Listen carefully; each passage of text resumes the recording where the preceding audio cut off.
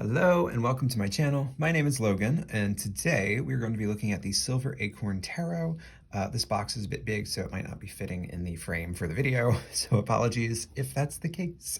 This is a tarot deck by artist Stephanie Bushima and with a guidebook written by Madame Pamita. A whimsical, colorful, and fully illustrated 78-card tarot inspired by the classic Smith-Waite deck. Each card is rich with detailed original imagery, lovingly hand-painted by creator Stephanie Bushima. The set includes a 117-page full-color guidebook written by teacher and tarot reader Madame Pamita, with a foreword by author Judica Ills. I'm sorry, I don't know how to pronounce her last name. This guidebook leads readers through interpretations. I don't know why I can't talk or read today. Keywords and meanings, everything you need to get started on your journey with the Silver Acorn Tarot. This is a first edition, limited pressing of 1,000 copies. Printed by Legends Playing Card Company. I will have to check them out. That's the first I've seen of that printing company name, so I'm quite curious. The box is very cute. I, of course, prefer smaller boxes because I am limited on storage space. As you know, I think enough people are, but it is a really gorgeous box. We have this lovely foil detail. We have the spot gloss on the front circle there, and we have it on the cards on the back. We have an element from each, emblem from each suit along the box's edges, which I think is a nice and cute touch. So yeah, it's very well packaged, very well put together. So let's go ahead and look at the cards first, and then we can talk a little bit about the guidebook. So we have a title card. First and foremost, the Silver Acorn Tarot is a colorful, hand-painted anthropomorphic tarot deck created by artist Stephanie Bushima, inspired by the Smith-Waite Tarot, the natural world, her personal experiences, practice, and intuition. May this deck bring you insight, knowledge, and joy on your tarot journey. First things first, the art is exquisite. It gives me very much like Over the Garden Wall, which I think was Cartoon Network, right?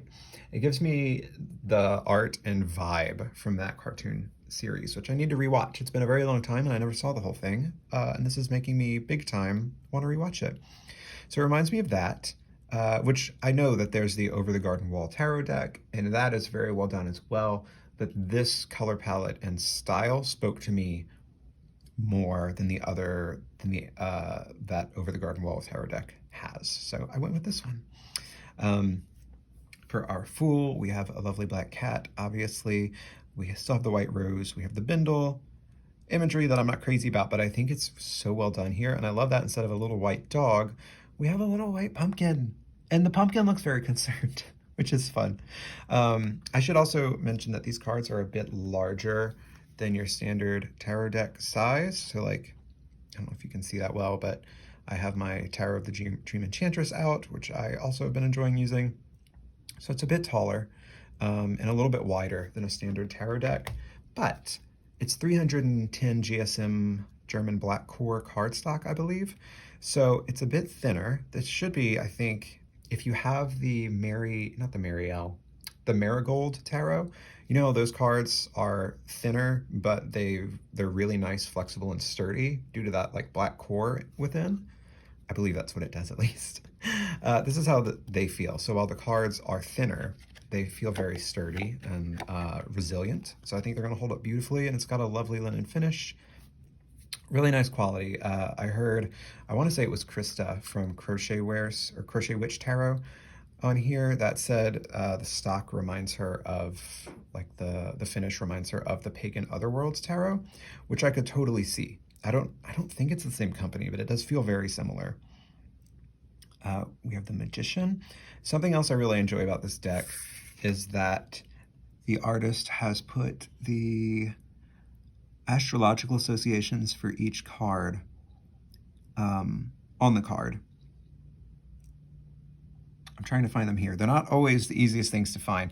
There is a little Mars symbol down here, but I feel like there should be something else on here for the Fool, but I could be wrong. So for here, we have Mercury here for the Magician. Really cute Magician, right?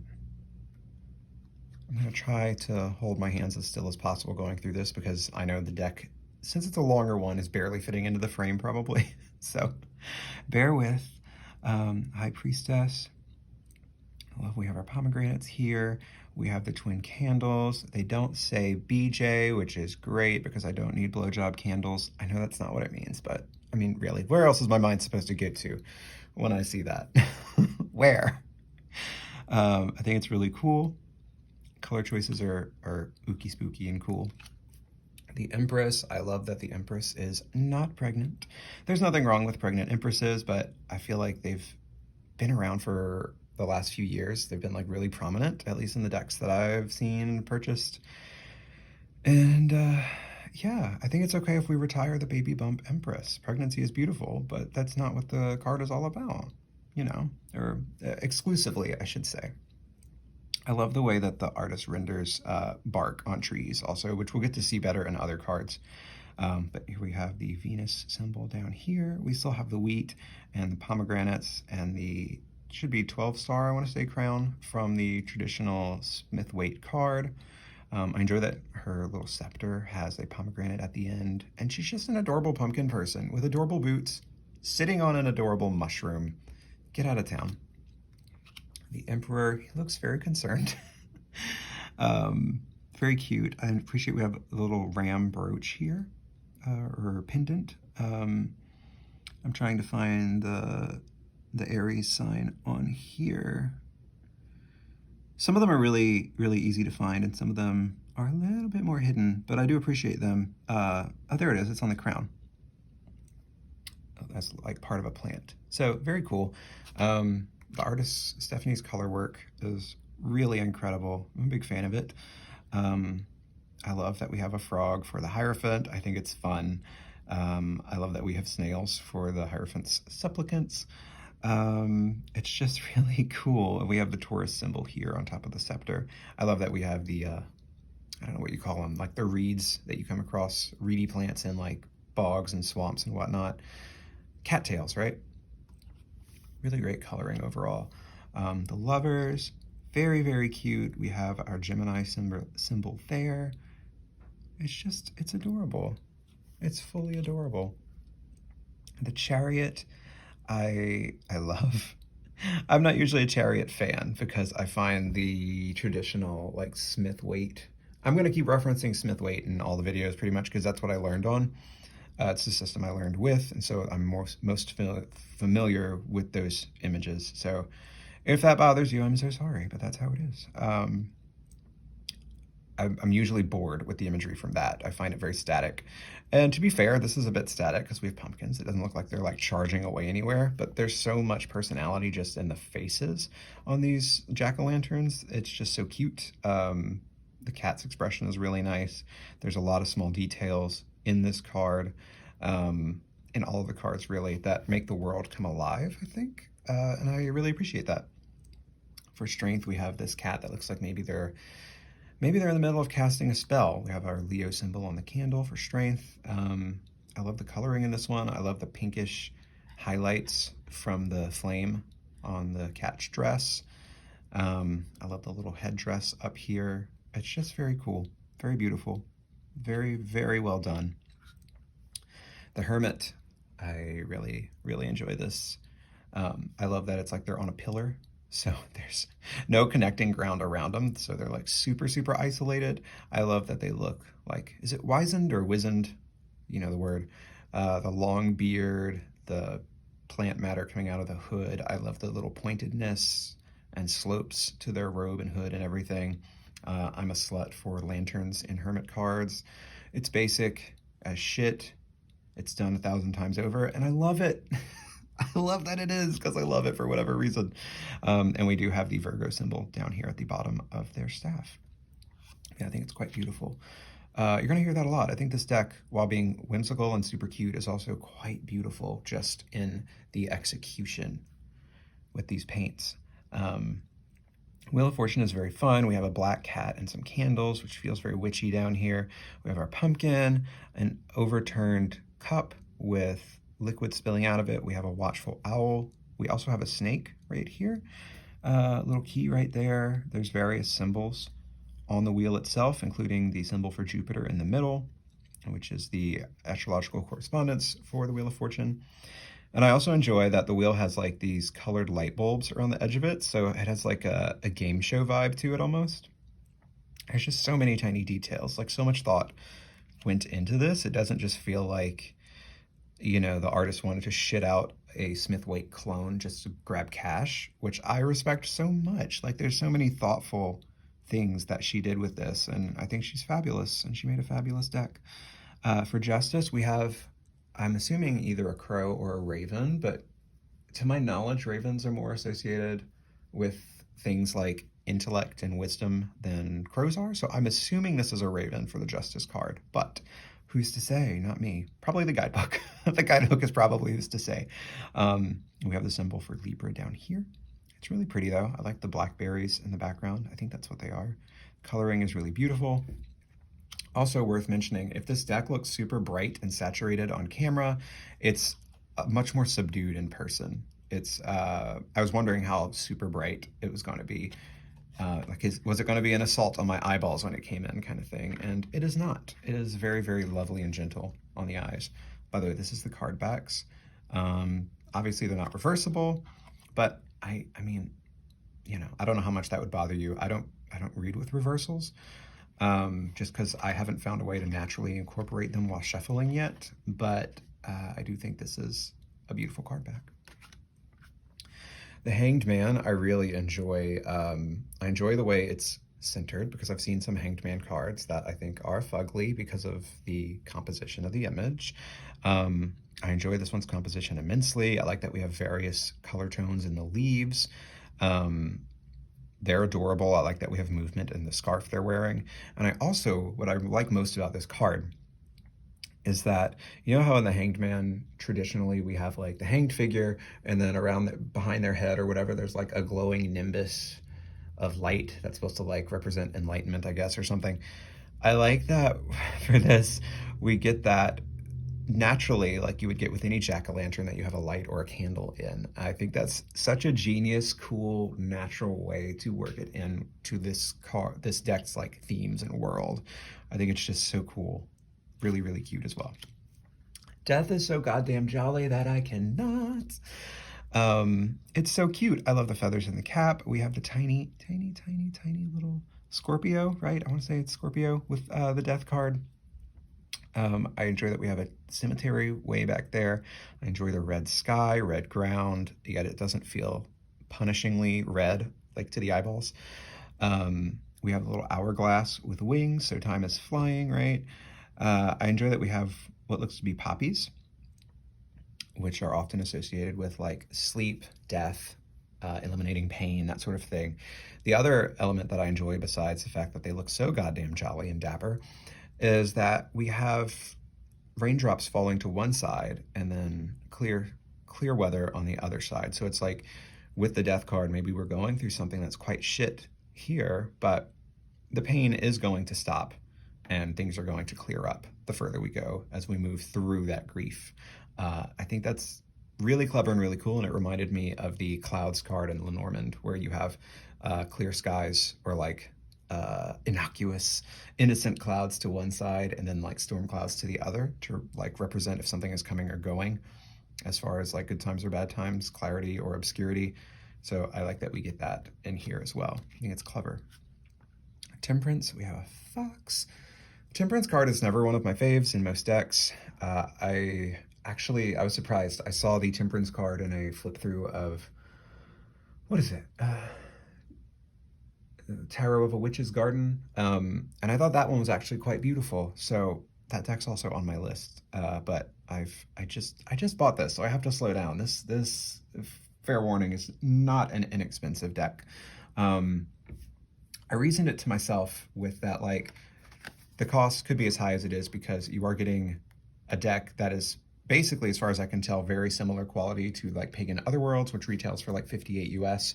And then for Pagan Otherworlds, I think you can add on their guidebook for like what, $30 or so, something like that. And so this being sold as a kit with the deck and the guidebook, I figure it's not outlandish. They're just not giving us the choice to go without the guidebook, which I would have preferred to go without the guidebook, but you know, the heart wants what it wants sometimes, and you do what you got to do, or don't do what you can't do, you know, that sort of thing. Where was I? Temperance, yes. Never imagery that I'm super, super crazy about, but I do love foxes, and I think the colors in this are quite lovely. We still have, you know, 1 foot on a stone, 1 foot in the water. I think the log behind them is really cute and cracked. We have the irises here, per tradition. I can't remember what's up with the glowing crown or sun in the background usually, but it's a pretty card. It's pretty. I'm not mad at it. It's hard for me to be mad at a fox, at a card with a fox in it. The devil card, as a black cat, I adore. I have one black cat and then one black and white cat. Black cats are the best. And I mean, you know, obviously I include tuxedo cats in that statement. All cats are the best and the worst, don't get me wrong, but I fucking love a black cat. So it's almost like this cat is luring the moths over with the flame, but then it's also got this one sharp claw extended with like a little ding sparkle at the edge of it, which I think is really cute and foreboding. And so this cat also has like ribbon that's going out and possibly ensnaring the moths. So I think it's a really interesting interpretation of like temptation, and are we going to let ourselves be ensnared? Is what do you call it? Is harmless, playful vice eventually going to turn into habit or addiction or confinement? Obviously, the moths can still fly away. They're not restricted yet by the ribbons. So I think it's interesting. It's interesting and it's thoughtful. I really like it. I also really love this tower card because it has such circus tent vibes to it. And this is also one of my pet peeves with the traditional Smithwaite tower is that, in my opinion at least, the lightning bolt, the style of art for the lightning bolt to me just does not gel with the rest of the deck. It looks a bit too like comic booky. But I feel like it works really well with this art style, so I'm happy about it. I like the smoky, liney details in the sky. I love the color choices. I think the lighting is perfect on it, so I'm a big fan. Spoiler alert, I'm mainly just going to be gushing about this. Mainly going to be gushing about it. For the star, we have a bat flying with, I can't tell if these are belladonnas or bluebells. I'm not sure what we're looking at. I would need to look it up, but really beautiful. The color tones are so exquisite. So exquisite. The moon, I think this is a stunning card. Again, just as far as the imagery goes, the color palette, the light, the brightness of it for being a nighttime card. I love that we have like a masquerade element in it for the moon card, and this rabbit is holding an extra mask, so it's like, maybe we're being invited to put on the mask. I love that we have a turtle for our creature that's going to be emerging and traveling the path instead of the usual lobster or crawfish or crab or whatever. There's also tiny fireflies or lightning bugs, as you might know them, in this, which I think are lovely. Yeah, and I like having a turtle for this because, not that crustaceans are particularly fast creatures, but I think we tend to associate turtles with slowness and taking their time or taking our time more than we do crustaceans. So I like that for the moon card, we're probably being encouraged through the turtle to not rush through this time of darkness, this time of void and obscured truths and things. I like that a lot. And I feel like the masquerade element lends a playfulness to the uncertainty of it, I think it's just well done. It's fucking well done. The sun. I'm so happy it's not a naked baby. I mean, if it was a naked pumpkin baby, that might be cute and weird and different, but you know how I feel about naked babies on the sun card. They've literally talked me out of decks before. I just can't. That's one of the things, actually, that's kept me from pulling the trigger so far with the Tarot of the Witch's Garden, is the sun card is, not only is it like a mirror image of, like, down the middle where there's mirrored horses and then mirrored toddlers or whatever on the horses, but I want to say it's a toddler or something. Anyway, not into mirrored images, not into toddlers on my cards. It's a weird sentence. But this one is really cute. I'm not usually a fan of warm tones in decks, but I can make an exception because this is just so wholesome. Look how happy they look. They look adorable with their little hat. cute little bicycle, this adorable red scarf that's just flowing so beautifully. Again, the colors are balanced gorgeously. Love that we have bees in the background. We also have this little ladybug over here. Oh, and a ladybug there. So like we have these symbols of good luck. I just think it's positively lovely. Judgment, I really enjoy. This one and the Death card both give me a bit of New Orleans, which I miss very much, and I don't know when I'll get to go back. But just, you know, skeletons and top hats and that sort of thing. And then especially with the top hat wearing skeleton playing a horn, just take me to New Orleans. Just shut up and take me to New Orleans. I love that we have these 3 empty caskets with moths flying out of them. I think it's really dark and beautiful. Yeah. The world. This is really pretty. The color balance is really lovely. The palette is really gorgeous. I might have mentioned before, I'm not a fan of the floating figure in the middle of a wreath for the world card. That doesn't resonate with me. I'm an Ouroboros person through and through. Give me the dragon or snake eating its own tail for the world any day, and I'm happy as a clam. But this is quite beautiful. I love how the leaves have such a variety of green, one to the next, where it really feels like this wreath is full and flushed out, you know, or fleshed out. And we have our adorable little silver acorn at the top with the Saturn symbol on it. It's just stunning. I already warned you, this is going to be gushing. It's going to be a lot of gushing. So if you're not here for a lot of gushing, I'm sorry, that's what's going to happen. We have the Ace of Swords, little acorn on the handguard area. Just stunning, stunning sword design. I love the way she has painted the ribbon.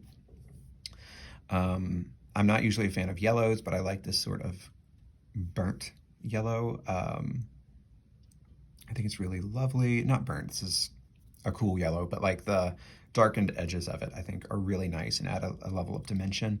And then, like I said before, each card we do get those astrological associations where they are applicable. So we're not going to see them in the pages because I believe, haven't read the guidebook yet about the pages, but I believe that the artist feels the same way about pages as I do, and that they encompass and represent all of the zodiac signs of their given element, as they are the ultimate like seed of potential.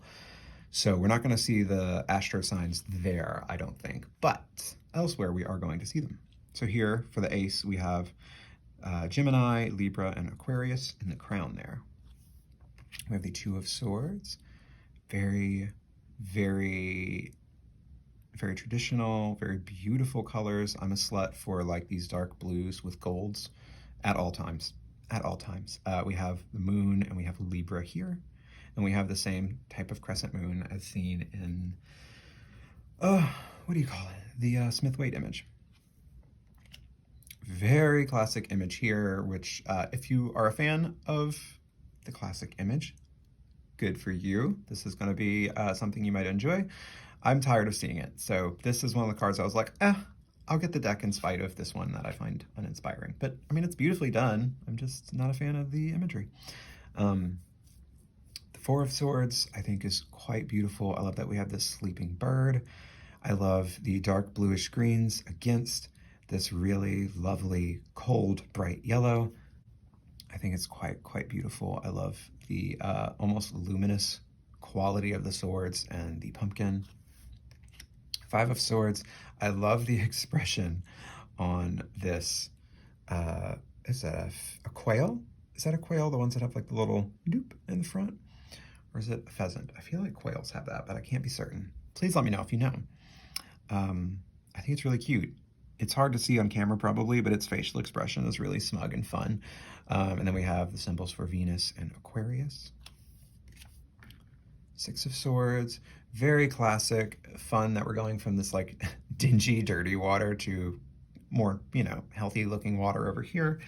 I'm also amused that it's birds sitting in a boat as if they can't just fly over across the water, but it's very cute. There are these tiny little cute babes being ferried across by this figure. And it's adorable. I'm trying to see where the symbols are. Okay, so there's Aquarius on this part of the boat.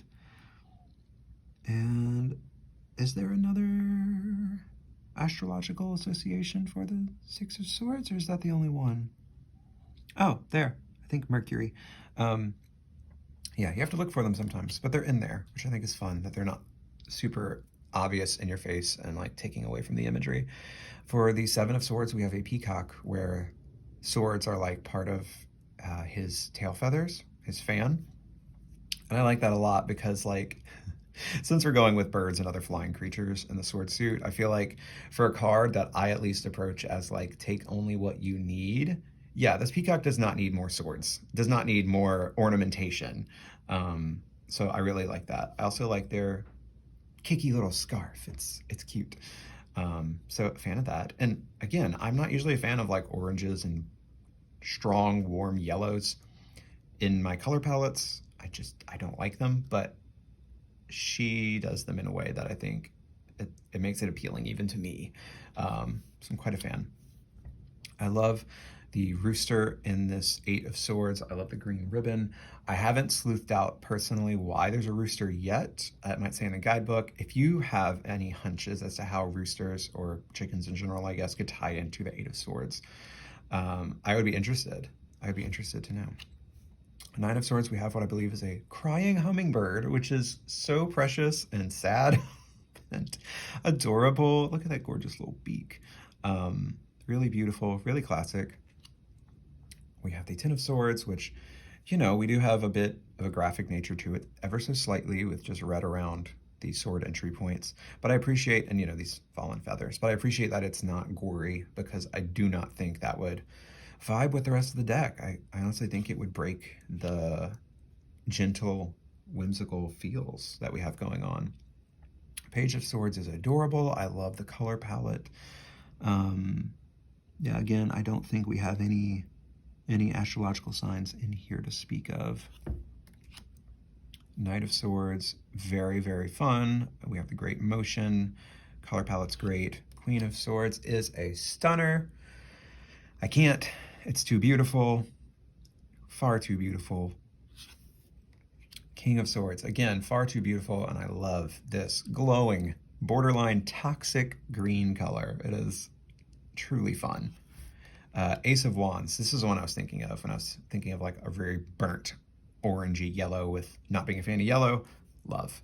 Love how it's a bit paler in the middle to help draw focus to that central object, in my opinion at least.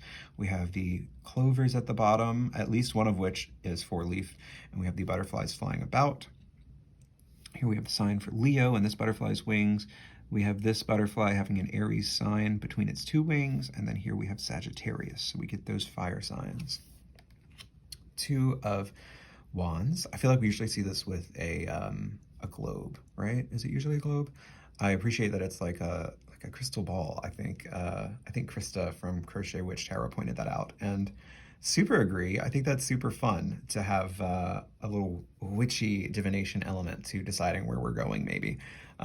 Really cute detail in the stone fence here, and there's a tiny cottage in the background. And it's those extra little details that really make this deck feel immersive to me. And then we have Aries and Mars for our associations. We have the Three of Wands, very traditional, beautiful color palette. And I don't know if you can see this, but to me, and maybe this is intentional and in the guidebook, I'd imagine it's intentional given how thoughtful this deck is, or thoughtful the artist is with her work, I should say. But, so you see a fish here, yeah? So we have like the fish's little face, nose, whatever area, and then where the bag strap goes up, it's almost fish-shaped. And then the arm here is like the top of the head, and then you have this little bit where the cloak kind of fans upward. It's like a dorsal fin. Yeah? Is it just me? I think it's really cute though. Four of Wands, very traditional, but very festive. I love the use of the warm yellows, but then we also have the cool like blue greens through the wands and the greenery, and then also the very cool toned mountains in the background. Adorable black cats helping to break up that abundance of bright color and whatnot. Five of Wands, very, very cute, very pretty. We have Saturn and Leo in the wings. I love the way that she paints her butterflies. I love the patterns. I love the chunky little spiky legs. I think it's really effective, and the background is a very refreshing change from, you know, I feel like this deck oscillates, is that the right word? Alternates between like very traditional tones, natural tones that we would find in like some of the Smith Waite images, and then like bam, purple, toxic green, hot pink. I think it's cool. For the Six of Wands, we have a black cat who has found a shiny, and they look very excited about finding their shiny. Like their time out adventuring, clearly worth it because they're returning with a shiny. How could that not be relatable?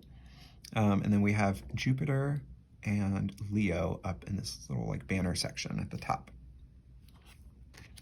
Very traditional Seven of Wands, which is fine. I don't find it exciting, but I do find the quality of the artwork to be exceptional, and so therefore I'm happy with it. Eight of Wands, this is probably the most boring card in the deck, but sorry, baby. But even then, it's so beautifully done that I can't fully be mad at it. It's exquisite. And again, we do have at least some interest in the background as well with the cottage, and we have, you know, Mercury and Sagittarius here, so there is still some interest in the foreground as well.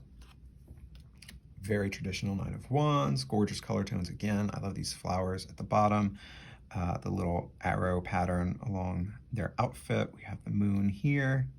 It's just really cool. I was trying to see where the zodiac signs are in this one. I mean, maybe the moon is one of them. I can't see the other. I'll have to look for it later. Ten of Wands, very traditional. Love their outfit. Love the boots. There's Saturn here. I don't know if there's another one somewhere. And then we have, again, cute cottage in the background. And it's those tiny details that really make it for me. Page of Wands is adorable because it's like they're following a shooting star. And we have pyramids in the background, which is a really cool change of scenery from what we have been seeing. Also, the color tones are just really nice. Knight of Wands, I enjoy the carousel vibe of it. And I don't know, maybe they mentioned this in the guidebook, but, oh, pyramids again, salamander. I find it very fun that, I don't know if they're winking or if in their excited, super bombastic Knight of Wands energy, they've been waving this stick around and maybe accidentally thwomp themselves on the eye. And so maybe they're just holding it shut because, you know, like, stop running around with sticks, you're gonna put your eye out kind of thing. I don't know, but that's what my silly brain comes up with when I see that. Queen of Wands. Can I get past the fact that the cat in this is not a black cat? I can. Does it hurt? A little bit, but it's still a very beautifully done card. I think this has big Queen of Wands energy, so I can make my peace with it. But should it have been a black cat? I think so. I think so. King of Wands, quite a stunner as well. I'm glad we have some tuxedo cat representation. Feels weird using the word representation about types of cats in a deck. But, you know, black cats get a lot of love in tarot decks, you know, which is why probably maybe the Queen of Wands is not a black cat. Maybe the artist was like, I've given y'all like 90 black cats. Y'all can fucking chill and take a tabby, all right? Or an orange cat, whatever she is. So yeah, anyway. Ace of Cups, really beautiful. Love that we have these like blackberries down here. Or they could be raspberries. I don't know. I'm saying blackberries possibly because I love blackberries, but who's to say? Not me. Two of Cups, very traditional, very cute. Cute little house in the background. The roses are adorable. We have butterflies. Super cute. I love this Three of Cups. Super jolly, super communal feeling. I mean, who doesn't love just like going out with their girlfriends and flying on your brooms and like sipping tea and talking shit? That's what I imagine. Beautiful colors. Again, this stunning work on the texture of the wood. They're like frustratedly smoking a pipe, which I think is kind of hilarious. Again, a lot of movement with the scarf and like the smoke coming from the pipe. Nice variety of color in the leaves and the trees. It's just a feast for the eyes without feeling overly busy. We have the Six of Cups. I feel like having a lily here is appropriate because aren't lilies a bit of like a funereal, is that the word? Flower. Beautiful brooch. The end of their cane kind of gives me like hammer vibes. So like, did they just beat the shit out of these cups on their own? What's going on? I don't know. I like it though. Yeah, I probably will be using the guidebook just to get the artist's input on why some of these little decisions were made, because it does seem like it touches on that. So I like that. Six of Cups, very traditional, but instead of human children, we have skeleton children, which is adorable. Very traditional Seven of Cups. I love the illumination coming from some of the elements, like the illumination on the dragon's flames, the illumination coming off of the gems, the underside of the serpent here as it's hovering over the gems. Very cute, very well done. We have Eight of Cups with the figure walking away from these cups. I enjoy this especially because we have caterpillar, chrysalis, butterfly, or, caterpillar, cocoon, moth, I'm not sure which I think is a nice little commentary on the, evolution, personal growth and evolution that we're seeing with the Eight of Cups, even though it can be a bummer, Nine of Cups, this gives me, I don't know if Regency or Victorian era. I don't know which one we're in with these because I confuse the two a lot, honestly. I can't readily identify them by eye, but I feel like it's one of those eras if they had a prom. That's what I'm getting. We have a cute cake. We have a little picture of maybe like a berry tea or something. Adorable black cat. Cups in the background, which you can probably tell. Jupiter and Gemini. We have this Ten of Cups, which I adore. I might get bigger feels of Ten of Pentacles for this, honestly, just for me, but I still think it's stunning. The lighting in the card is beautiful. The color palette is beautiful. I'm a fan. Now, the Cups Court I find very fun because it's like jolly little mer skeletons. Stupidly cute. How adorable. I love that we have the bits of coral color or red in the fish and also like a corally red in this seaweed or whatever that's coming out of their armor. Adorable.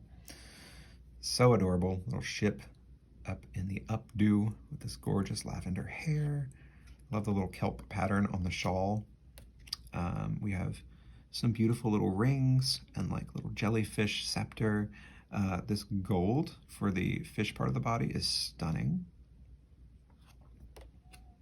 Ace of Pentacles. I really like this for an Ace of Pentacles. It feels very rooted in nature and physicality as opposed to just cash, which I'm always a fan of. I can't remember if this was Meredith from the Oasis spiritual healing and tarot, or Krista from Crochet Witch Tarot that's commented on this, but I do appreciate, one of them said, the very worried expression on this little pumpkin person's face. I feel like when we're balancing things or learning how to balance things with the Two of Pentacles, it's not always a process that we're yeah, I'm fully acclimated. I'm adept at this. I'm experienced at this, and I can do it without breaking a sweat. There is uncertainty on that face. And I feel like, honestly, that's mirrored in the very choppy waters that are tossing these boats around in the background. So I like that. Honestly, I was kind of on the fence about the deck. I wasn't sure. I thought it was very cool. The price tag is crazy. Not crazy, she deserves to be paid for her work, but for me to justify myself at this moment spending, I was like, do I like it enough to justify, to feel okay with spending this amount, is how I should say. It is the Pentacle suit that honestly won me over because the vegetable people are so fucking cute. Adorable squirrel, adorable bunny. They have the plans laid out. We have, Mars in Capricorn, I believe that's the symbol for right here. I love that they have really adorable scarves or ascots on. It's just so cute. And then we have this radish person. How cute. I can't deal with it. Look at their little tenderly root feet. Come on. We have a little carrot person, I think. So cute. I love this 5. It's so traditional, but it is way more endearing to me than any traditional looking 5 I've seen has been, as of yet. That was a weird sentence. Sorry about that. I love it. I love it. I love it. I love it. So cute. So weird. Look at these little babies. Look how cute they are. I can't with these little radish heads. That's a radish, yeah? We have this. Is this an onion or is this a turnip? I feel like it looks oniony by the color and the leaves on the top, but I clearly don't know all of my vegetables, okay? I cook with them. I don't always... Oh, shut up. I'm not making sense. Little worm guy at the bottom, real cute. Yeah, the Pentacle suit, for as ultra traditional and like close to Rider Waite Smith as it is, it's just so well done, and I love the weirdness that is the vegetable people. Like, honestly, that's what won me over. It's the weird ass vegetable people. I love the strawberry for the Nine of Pentacles. I love that they have a butterfly or moth landing on their hand instead of a fucking falcon. Falcons are great. I just would prefer to have a small winged friendly insect on me than, you know, a sharp beaked bird. That's just me. I think going with a strawberry for this card is really cool because I feel like strawberry speaks of a level of luxury that we don't get from the other, you know, so far vegetable people that we've seen. This is our first, what, like berry person? Is strawberry a berry or strawberry a fruit? I can't remember. Um, but I don't know. With strawberries, I think of like, you know, cover it in chocolate, soak it in champagne or whatever, fill it with champagne. So they speak to me of luxury. So I think this is really effective for the 9. And then the 10 is so weird, but I love it. We have pumpkin heads, and not the horror movie. We have pumpkin heads. These cool little cool-toned birds at the bottom, I think, are a lovely contrast to break up all of this warmth that we see in the kind of bottom half of the image. It's weird as shit. Do I understand it? Not yet, but I'm not mad at it. I'm looking forward to getting to know it. This Page of Pentacles is adorable. I love the coloring so much. I love these purple tones. I love the greenish blues in the background. I love how cool toned it is. I love the little purple flowers. The tenderly root bits for like the legs and feet. The leaves, the little holes in the, you know, attention to detail makes me so happy. And Stephanie Bushima knocked it out of the fucking park, they did. Knight of Pentacles, I think, is fun because they're quite stationary. They have everything they need, though. They've prepared very well, which I think is a big Knight of Pentacles energy. They have their blanket, they have their book. The land here looks like it's divided into like rows or like a checkered pattern, so I wonder if those are like where crops are going to be or something. I'm curious. Queen of Pentacles, I think, is stunning. I love the pinks and oranges, and I guess, honestly, it's a bit more purpley than pinks. Yeah, even this pale part, it's more like a warm, pale lilac. So purples and oranges. I don't know if these are plums or what those are in the tree, but I think they're beautiful. I love the veil detail coming from their crown. I love that they went with a pear because it's such an interesting shape to work with. We still get like the stem at the top with the leaf. We get the translucent sleeves, which I think are a really lovely touch. We still have the rabbit. They're sitting on a tree stump, which I think is nice because it's not like they're up in a castle and it's speaking to like wealth or something. It's very, very physically present, if that makes sense. King of Pentacles, we do get that castle vibe, but they look goofy and friendly, so I'm not mad at it. Their foot is resting on what looks like some sort of a boar. I can't tell if it's stone or if that's an actual boar. Then we have Aries and Taurus. Is that Aries and Taurus for the King of Pentacles? I'm uncertain. I can't see you quite well enough. But yeah, so that is the actual deck. I think I showed you how thick the cards are, right? Yeah, they're I'm anticipating no trouble shuffling this one, as I have small hands, but it's a very, the card stock being thin really helps with it, keep it from feeling clumsy or unwieldy. So the guidebook, I do have some thoughts on. I do wish it was optional. But that being said, I understand that a lot of people are not familiar with tarot, and maybe if they got this deck, they would feel a bit lost. So it's really nice to have something like this. So I wish it was like smaller and, you know, would fit into a smaller box. Yes, I'm not a fan of big boxes to accommodate books that are bigger than the cards, just because I'm short on space in my house. The other thing is the print is so tiny. I think it was Meredith was saying that she found the print tiny, and I was like, I wonder if I'm also going to find the print tiny. Y'all, this print is microscopic. Like, it is fine print, size print. It's beautifully put together, but we have such huge margins on the side that I'm like, we could have easily made this a smaller book, and possibly, like Meredith said, maybe bolded the font so that would be easier to read. Honestly, I think you could bump this up. I would rather have this bumped up by a point or two, bolded, shrink the margins a bit, and then just make it a chunkier book in a much smaller box. That would have been very good for me, but you know, I'm not the creator. So if this is what Stephanie Bashima wanted, then that's what it is, and that's what we're getting. And that's what it should be. So I find it interesting because the court cards do have very interesting tidbits. We have important symbols as a section, which I appreciate because, like, we have rabbit. Why did she pick a rabbit for the high priestess? She has rabbit for silence, awareness, all-seeing, and all-hearing, which, if you've observed rabbits, I feel like that's a really fair takeaway. Candles, enlightenment and magic. Smoke, connection to the heavens. See, good shit. Book, arcane wisdom. Bookmark, working with knowledge. So we're showing we're actually taking our time to dig through it. Water droplets, which are on the cover of the book. Spiritual topics. Moon, cycles, mystery, intuition. The pomegranates, death and rebirth, seasonal cycles.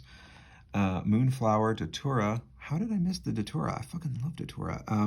Power and caution, blossoming while hidden. The hat is for focus and higher consciousness. The cape is for protection and cloaking. And the stars represent divine connection and magic.